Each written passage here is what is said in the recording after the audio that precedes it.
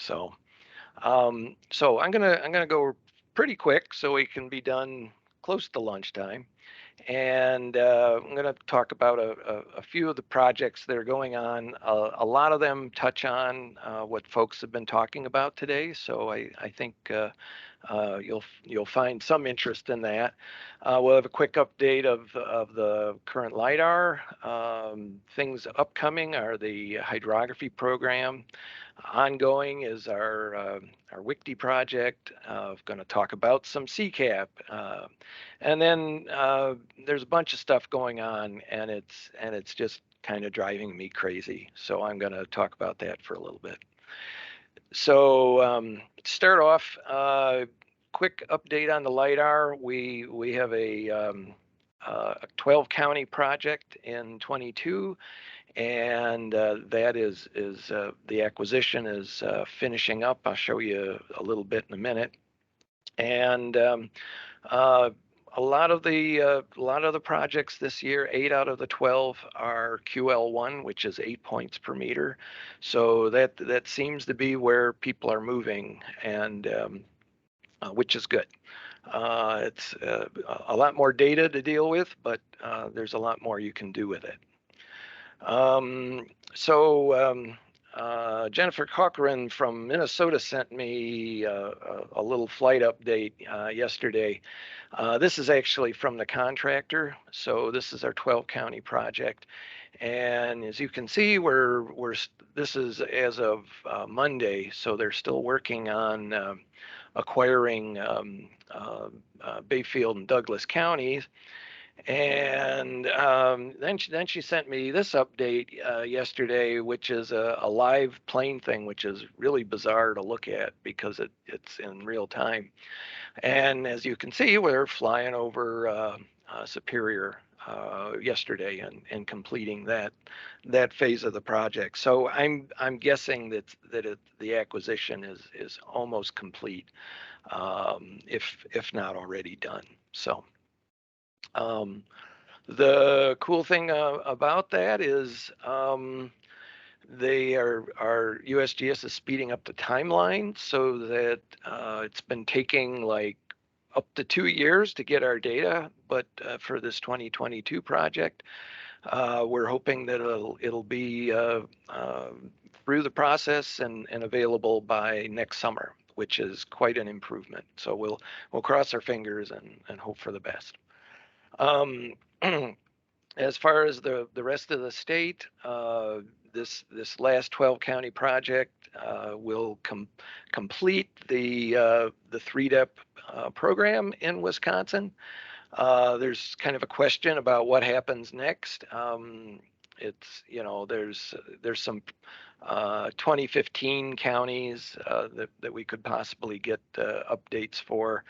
Otherwise, it's unclear. They're not. We know that they're not going to go and just redo this all over again. So it's going to be more targeted. So it'll be things like adding QL1, getting the oldest updated, and taking care of areas that have undergone major changes. The upcoming project is the 3D hydrography program. This is kind of a follow-on to the elevation program, and what this means is they are going to derive the hydrography from the LiDAR so that the two actually match. If you know anything about the old 24K hydrography that was available, that was basically digitized from the old paper maps, and doesn't match anything anymore. To that end, in Wisconsin, the folks at DNR did their 24K hydro before the feds did. And now they're looking at an upgrade to a 5K mapping. And these are some of the issues that they're trying to deal with. Again, these are trying to make the water layers actually match what's on the ground. So should be a pretty big improvement. The question is, what's the relationship between the federal program and the state program? And we don't have an answer for that just yet.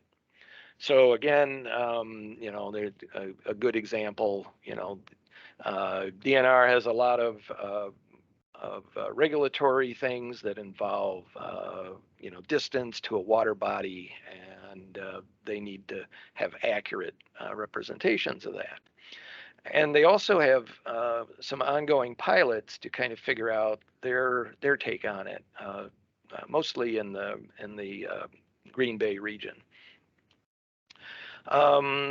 Just to update, we've got our WICTI project, which is a NOAA-funded project through the State Cartographer's Office is our contractor.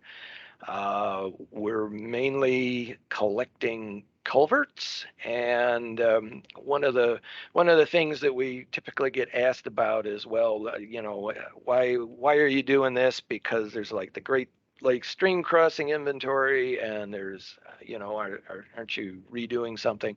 And no, we're actually not. We're collecting culvert inventories that have already been done, and putting them into a sort of common database. It's not a standard. It's just a way of putting all the data together into one place, and able to see different projects on the same, essentially the same stream crossing, so that you can see if it needs more work. So up to now, we've got over 400,000 points. A lot of these are points that we just added from the Great Lakes Fishworks project, but a good number of them are in Wisconsin, and they're coming from the DOT, they're coming from the counties. We've got a couple townships in there, tribal, academic, all kinds, and again, it's a way to, it's like an index. It's a way to see what's out there. One of the things that we've been doing in conjunction with that project is trying to create hydro-enforced DEMs for some parts of the watersheds up there, particularly the Marengo. And let's see. I'm starting to get feedback, so it's confusing me. This is an example of the Troutmere Huck 12. These are cut lines that are representing the places where the DEM doesn't represent the stream flow under the roadway. So we've been working on that. This is a very difficult area compared to many places. We've tried automated tools for identifying cut lines, and guess what? They don't work real well in a forested glacial floodplain sort of environment. So needs lots of checking, lots of input from different people. And just as an example of that, we did a little test project with a nice gentleman from St. Mary's, the world-class wetland mappers over at St. Mary's, and he found like 500 cut lines in this one watershed. I found over 1,000, and pretty much what you see is the perennial intermittent streams. They're pretty similar, but it's really when you get down into the ephemeral concentrated flow areas of the watershed that having more might make a difference, and we're still trying to test that out. The little area that I got here, it's a fairly nice complex mess of train tracks and highways, and it's not real clear which way the water flows, but the St. Mary's guy got it right and I got it wrong. So that's why you need to check things. A lot was mentioned about NOAA CCAP land cover, and what the word from Brandon and Nate Harold at the Office of Coastal Management is, They have GLRI funding to do 1 meter land cover for the entire Great Lakes watershed. And for Wisconsin, it's sort of this area.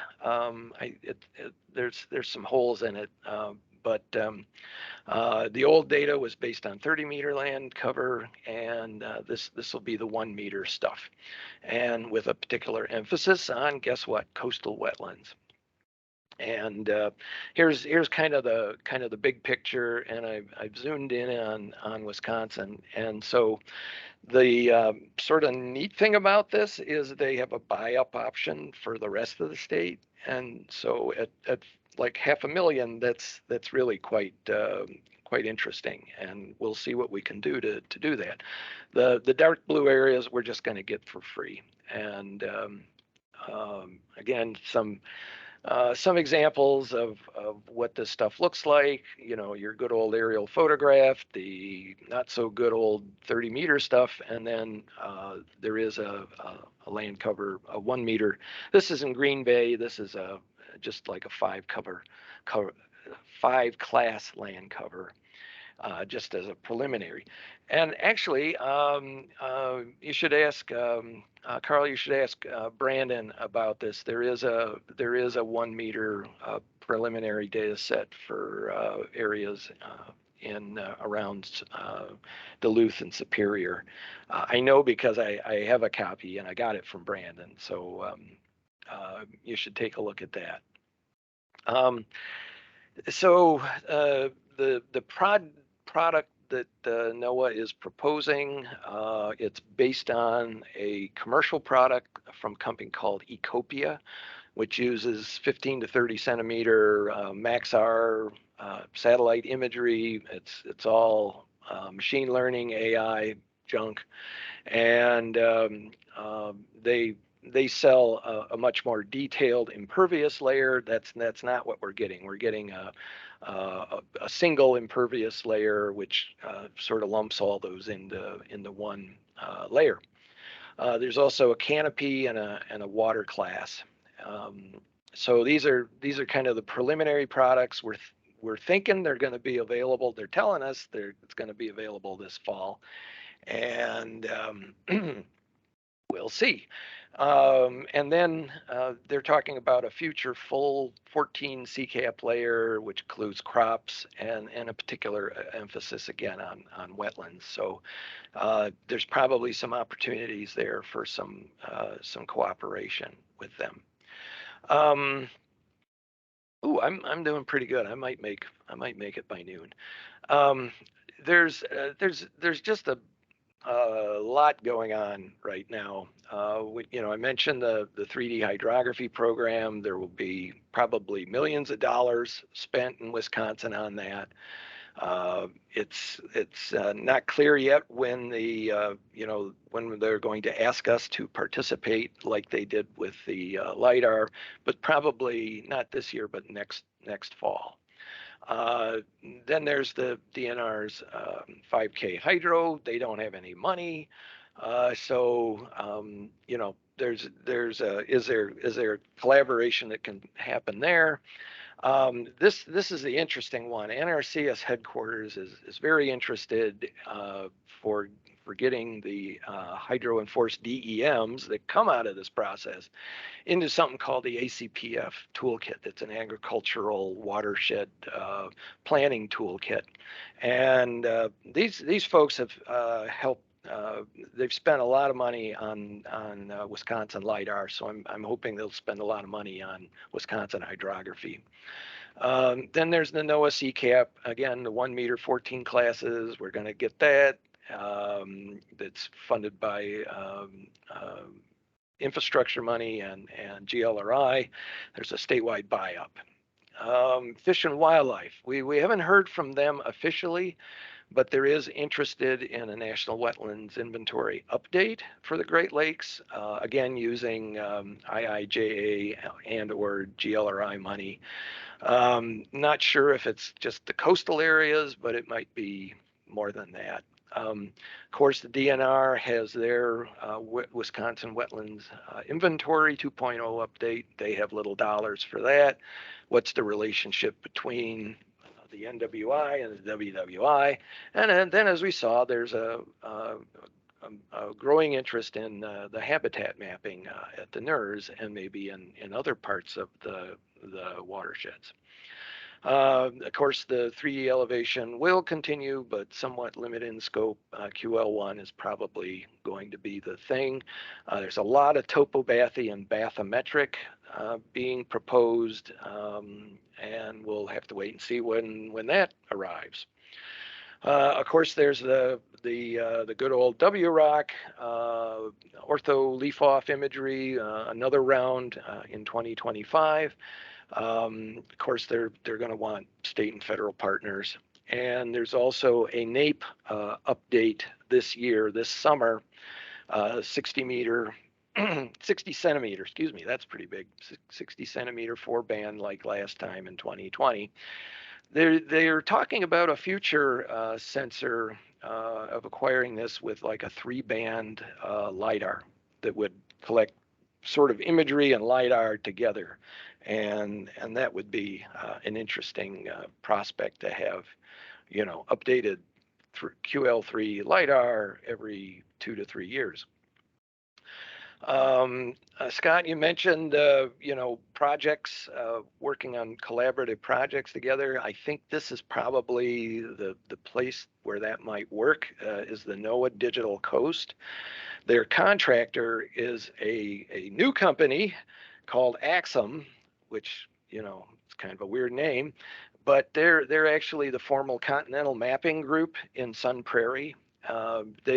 They've sort of become a global superpower, mainly from military contracts, but they are the Digital Coast contractor for the next 5 years. And since they are in Wisconsin, a lot of them are, they are interested in talking to coastal counties, communities, and how can they all work together on sort of a new vision of the digital coast. So we've started talking to them, and it's quite interesting. Okay, so you got all this stuff going on. Burning questions are: can these collections be integrated in some sort of fashion? Can the financing and governance be integrated? And then the money grubbing part of me wants to find out if we can use any of the infrastructure money that's laying around, and how can we take good advantage of that. And then there's this other thing about we're identifying different needs at the federal, the state, and like the NER mapping, the local needs. And can you meet all those needs with one product? And I think increasingly, just hearing Carl talk about what he's trying to do, there's some overlap, but on a sort of grand scale, I think that's increasingly getting difficult because those local needs are getting much, much, much more intense. You guys all got your drones out there, and that's part of the issue, because you need to collect things fast, and you need to collect them now, and you need the detail that they provide. So it's going to be an interesting time to see how all these federal programs, all these state programs, and how these things possibly work together. We have an attempt at that. It's right now, it's a paper exercise, but we're calling it analysis ready data, because all those data sets, the federal way of doing things is, they're all siloed in federal programs, and they don't talk to each other. They talk to each other, but they don't work together. Let's put it that way. So we're going to try to at least break that mold a little bit, do a pilot project. This is one area where we've proposed doing that because there's so much going on in it. Duluth Superior would be another excellent area to think about that. And deriving the hydro, deriving the wetlands, deriving the land covers so that something like the water all matches from all three. What a concept. It hasn't happened yet, but there's hope. And then of course, figuring out how to get the funding aligned so that you can do contracting one time and get all these done. And when the data is delivered, then you start running your models, right? You start looking at what's going on in the land and how you're going to manage your resources, especially these local projects. So that's kind of what I'm shooting for here. And we're hoping to, there's some NOAA coastal management infrastructure funding, might be a really good use of that money. So hopefully we can figure this all out. Just a real quick shout out here. I think I've mentioned this. There's an environmental equity tool project going on. I noticed there's a person there from Tetra Tech, and Tetra Tech is our contractor for developing this tool. And the governor has made an executive order creating an Office of Environmental Justice. So again, these are interesting times. We'll see how this plays out, and I think that's it.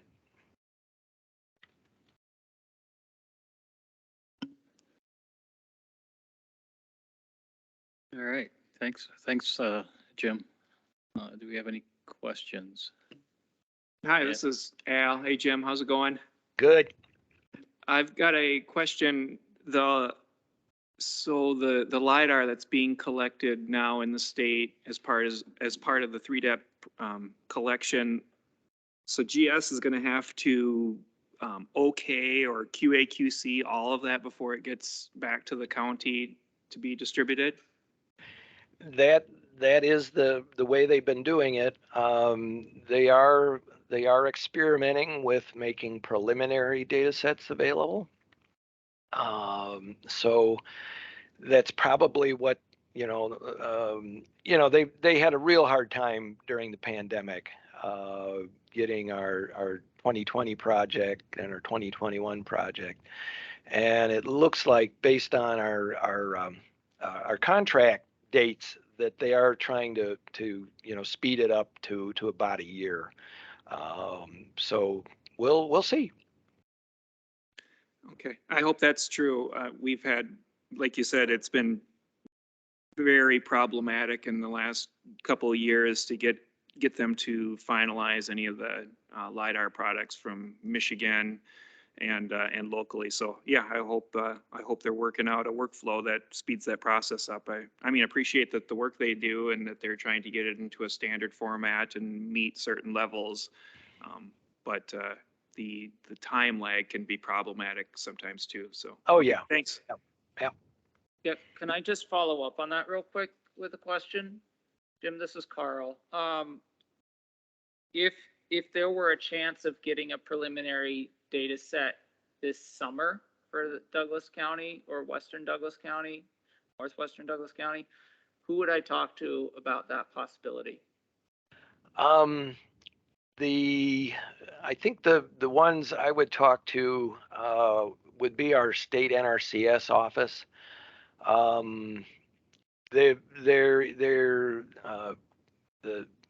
The process normally includes like a pilot data set.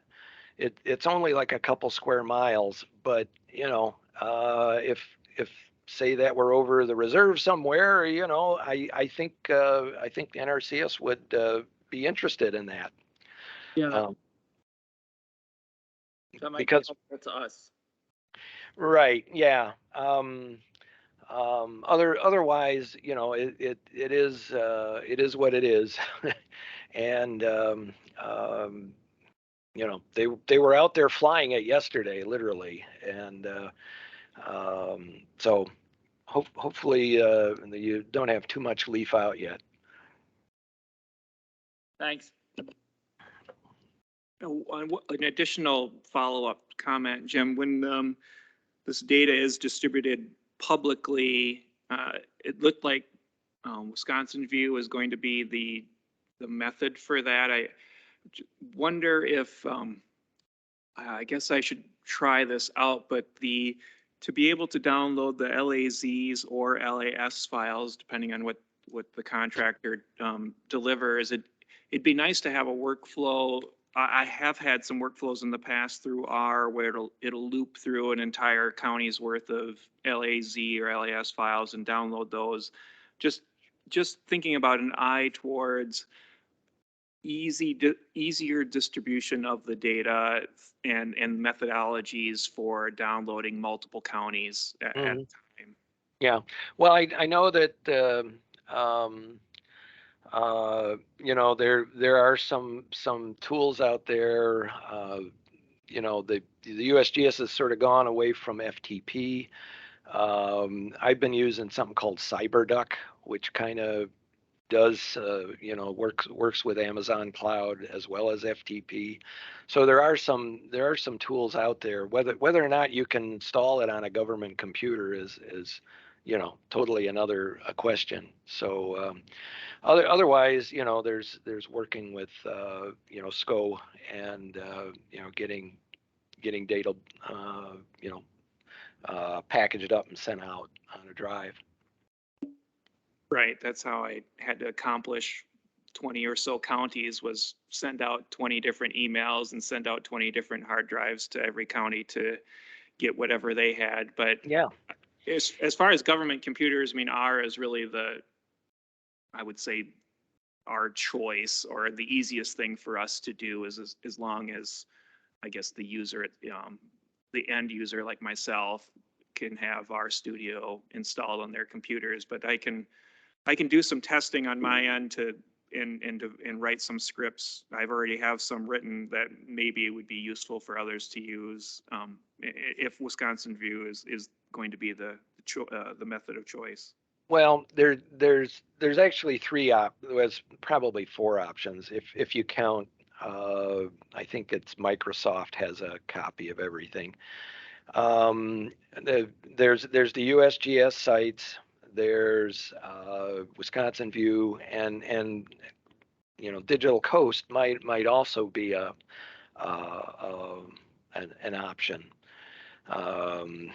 We just don't know where that relationship is going to go. From the county standpoint, we would almost pay for, you know, our data to be served somewhere, so we wouldn't Right. have to copy a hard drive over. Right. Yeah. You know, we'll get requests, you know, can you just cut out a little bit? I'm like, no, just give me a hard drive and I'll just dump it and I'll give it back tomorrow. So, right. You know, having that, you know, Wisconsin View is fine for us, you know, that way we point them there. Our FTP server can't hold that much data, so. Right. Well, they have been experimenting with a download tool, you know, based on the tiles, and I don't know if that's up and running yet, but yeah, SCO is kind of taking over that responsibility from, you know, the Sam at Wisconsin View. Yep. So it's still on Sam's hardware, but Jim Lacey and those guys are you know, building the download tools. Yeah, I think we've linked to SEO's office for that info just recently. Yeah, good.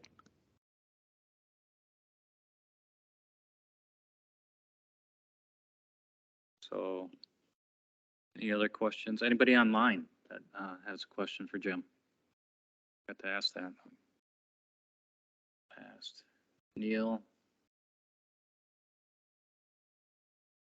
Steve. What's we got?